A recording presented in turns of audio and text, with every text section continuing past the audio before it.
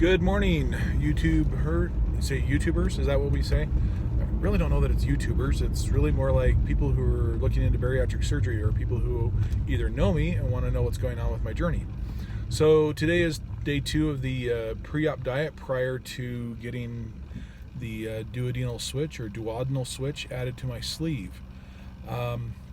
Yesterday was not too bad. There were a few times when my family was cooking food and it smelled really good, and I was kind of, a little bit sad about that, but it's fine. I made it through.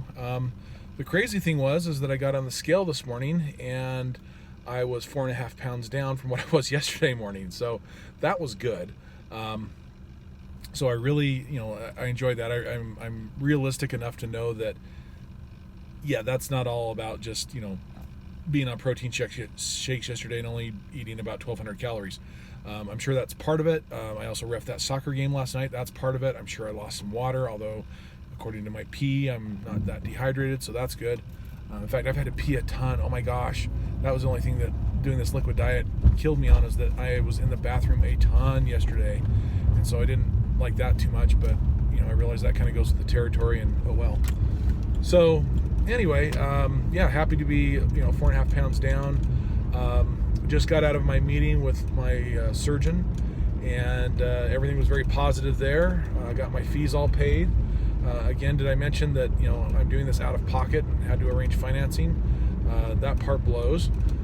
I really wish that insurance would realize that bariatric surgery is something that's not self-inflicted, as far as people don't have control all the time over the fact that they are overweight. Yes, people overeat, and they overeat for a variety of reasons, but modern insurance is not doing things to help people get that under control. Yeah, they have diet and wellness programs, and I've been through one of those. It didn't do anything for me to help me with my weight. So this needs to become a covered procedure. More and more insurances need to cover this. They would save themselves money on diabetes, on kidney failure, lots of things, if they would just do this and help people get in to see bariatric surgeons and counseling, and more surgeons would go into it if insurance is paid for it. So I think there's a way. This is one way to treat the obesity epidemic. I mean, granted, you could go into a lot of reasons why we have the epidemic in the first place. Our changing food supply, our changing way we eat, fast food, all these things, all these contributing factors, our lifestyles. There's a lot of reasons why America is fat right now, but it doesn't seem to be changing, and we need to do something on the other end, maybe to treat the problems. Yes, we need to treat the symptoms, they're the causes, but we also need to treat what's happening to people, because to just say, hey, you just need to have more willpower and get it fixed is just BS. Willpower is part of it, and you do have to make some lifestyle and changes, lifestyle and whatever you call it, cultural changes, I don't know, but you do need to make some personal changes in your life. But at the same time, it's not just that. There are other factors at work here, and the human body is very complex, and it's a matter of hormones and signals and all the things going on in your gut that's telling your body to retain fat. And if you're already fat, what's it doing? The way that my body treats a cheeseburger is different than the way a skinny person's body treats a cheeseburger. I don't know if that's genetic. I don't know if that's a learned behavior from years of abuse. It's such a complex issue. So there's a lot that needs to be studied and done, and right now the current insurance climate isn't helping that. Anyway, so I just came away from a meeting with my surgeon. He's awesome. He's very excited. I'm excited. I've been watching videos on YouTube. I am a little concerned with this surgery, like any bypass or switch surgery, that there's going to be some bowel issues, diarrhea, greater odor, those type of things. One of the reasons I'm going with my current surgeon is that he has changed up this duodenal switch procedure such that it's better now.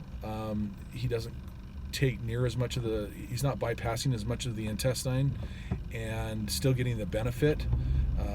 People would bypass so much of the intestine, either with a Roux-en-Y or with traditional DS, and they were going for the malabsorptive element. Well, the problem with that is that you end up with you're not processing, so you end up with a lot of diarrhea and other problems. In reality, he thinks that's not the true motivator or true mechanism for the weight loss. He thinks it's more about the signals, the fact that the signals that are right after your stomach are not seeing any food, that's really what's causing your brain and the body chemistry to change, and basically you're just not going to absorb any, it doesn't go into the mode it goes into because it's not seeing any food, so therefore it's not going to process it. So it's not so much about being malabsorptive, it's more about signals and hormones. So he's done this where he's not bypassing as much of the bowel, and therefore you don't have as many diarrhea and odor issues. So that's good. That's one of the reasons why I elected to do this. It's one of the reasons I wasn't a fan of doing a traditional bypass in the first place. I am going to be on a vitamin regimen for the rest of my life. Vitamins A, D, E, and K are typically get swept out in this. When you do something like this, you have to make sure you're replacing those vitamins, and so I will be on a vitamin regimen. Although the conversation I just had with him, he said that, well, we don't know for sure because of the way they've changed this procedure. We don't know if it's still that way or not. He says, but you can. We want to err on the side of caution. I guess that's what he's saying.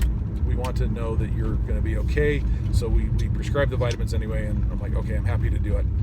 The only thing that kind of bummed me out about this whole meeting with him is the inevitable question, well, Doc, how much weight am I going to lose? Now, if you remember yesterday, I told you my weight that I've gotten back up to is 343, and this morning I was at 338. So like I said, I'm down, that sounds like 5 pounds, but if you get the 0.3 and the 0.8 in there or whatever, it's 4.5 pounds, but who's counting?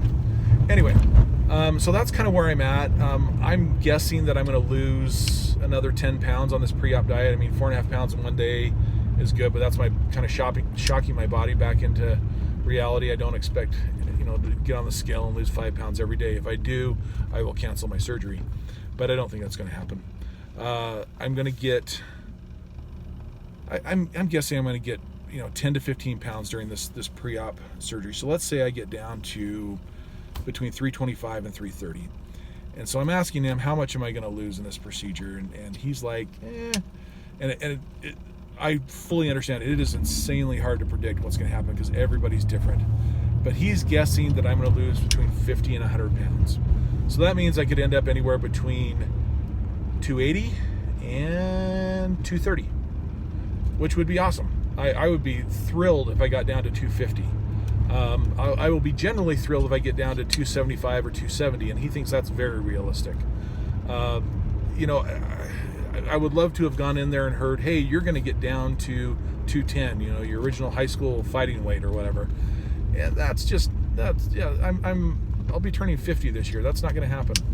So I'm okay with that. A lot of it is going to, the success, the difference between that 50 and the 100 pounds is how hard am I willing to work for it? Am I willing to change and modify my behavior to quit grazing? That's going to be a big thing because I'm a grazer, and that's, I think, what's got me into trouble. And I can't do it. If I continue to be a grazer, I will fail at this. I will just, I may lose weight and do exactly what I did here with the sleeve surgery and put it back on, and that's going to suck. So I can't be a grazer. I have to commit to at least doing some amount of exercise per week. He doesn't want me to be a gym rat, but he's like, you got to get in and be, doing some decent lifting at least once a week. Do cardio, run around, be a soccer ref, but get in and do some weightlifting at least once a week. And I can do that. I can commit to that. I can find time at least once a week to get to the gym, and hopefully more, maybe twice or 3 times a week. But when I'm, doing soccer and everything else, that's something I've got to work into my life. So I'm committed to that as well. But if I kind of look at it and I think, well, God, I'm paying all this money to lose 50 pounds. I've lost 50 pounds before many times without spending this kind of money. But I don't know. It's also the lasting effect part, because like every other time I've lost weight before, I put it back on. And yes, I did have sleeve surgery and lost a bunch of weight and put it back on. So yeah, and you think to yourself, well, if I just, commit and do better, why can't I just forego the surgery? But I really do think the surgery is the right thing for me right now. I think it's what I need to do to kind of get over this hump and get where I need to be. I'm excited about losing weight again. Felt good to even be down 4 pounds today, rather than continually on the uptick like I have been the last few months. So that's been really, really great. Can't think of what else I want to talk about today. Just got a lot of meetings at work today, and that always makes me happy and chipper. I somehow hurt my foot this week. I think it was because I worked a 17-hour shift over the weekend, and I was on my feet a lot, and I'm not used to being on my feet that much, and I didn't have my shoes that have the orthotic insoles in them, and so my plantar fasciitis is flared up, and my foot is screaming at me, and going out and running around the soccer pitch last night in my cleats that don't have any padding in them, but I did have the orthotics in them, but they're not really padding, they're just kind of support. Yeah, my left foot is killing me today, so I don't like that. Other than that, today should be a pretty good day. We'll see how the shakes go, we'll see how the soup goes, see if I can kind of keep everything under control a little bit. Not really worried about this during the work days. Work days keep me busy. I do have another long shift coming up, either probably tomorrow, and I hope I will wear my insoles in my shoes, that's for sure. But I don't know if, I'm hoping that I can get through on protein shakes. I've stocked up at work on protein shakes, so I have them there. I have protein shakes at home. I have Lipton soup, which I can drink or eat or whatever you want to call it. Add some protein powder into that. That's good. I have sugar-free Jell-O. I need to pick up some sugar-free popsicles and Jell-O for home. And we're just going to gut it out, so to speak, and see if we can get through these next 2 weeks and drop some decent weight and get on the right track to get this surgery going. I need to do my FMLA paperwork today, so we'll send that in, and we'll go from there. And that's pretty much all I got to talk about today. So have a good day, and we'll see you tomorrow or in a couple of days. I think the hardest day is going to be the weekend on Saturday when I'm home, and that was always a tough time for me because there's food around. And interesting though, just before I sign off, I had an interesting conversation with both my kids last night. I have one son who is skinny and athletic, and yet, we're trying to figure out what is going on with, he's got to get some blood work done because something's not quite right, but he's basically in shape. And then I've got a daughter who's very overweight, and I'm talking to them about trying to eat healthy, and it's interesting. I mean, there's a lot of different opinions out there, a lot of things I've tried over the course of my life, and I'm trying to get them to understand what it is to eat healthy, and especially hard with my daughter, the one who's overweight. She is just picky, and doesn't like eggs, and doesn't like a lot of different vegetables, and doesn't like tuna fish. And I'm like, these are all things you could eat. I mean, she likes salad, and she likes grilled chicken, so that's good, but that gets boring after a while. You want some variety in your life. So I'm struggling to know what to tell her to lose weight, understanding that I've had this struggle my whole life, and I've tried various things and had success at various things, but nothing has stuck. She's been pretty motivated. She's gone to the gym the last couple nights, which has been great, because she was kind of like me. She didn't go for a number of weeks, and then she started going again this week, so that's good. But I can just see her having all the same struggles I had and have had, and I just don't know what to tell her. That's why I do think that obesity needs to be studied more. It needs to have more research done on it. Cancer needs research. Kidney disease needs research. Lots of these.